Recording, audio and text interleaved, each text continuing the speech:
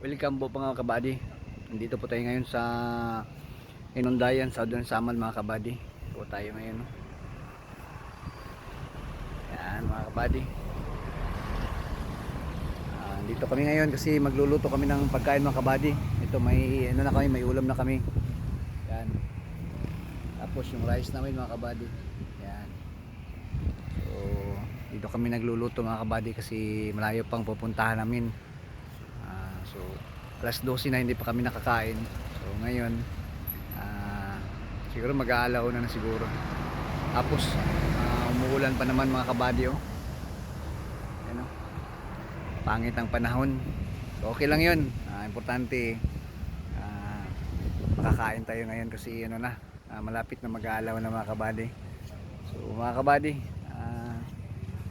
dito lang tayo mga kabady. Kung bago ka lang sa YouTube ko, isang subscribe naman dyan mga kabady. Pindot lang sa notification bell para lagi kayong update sa mga bagong video mga kabady.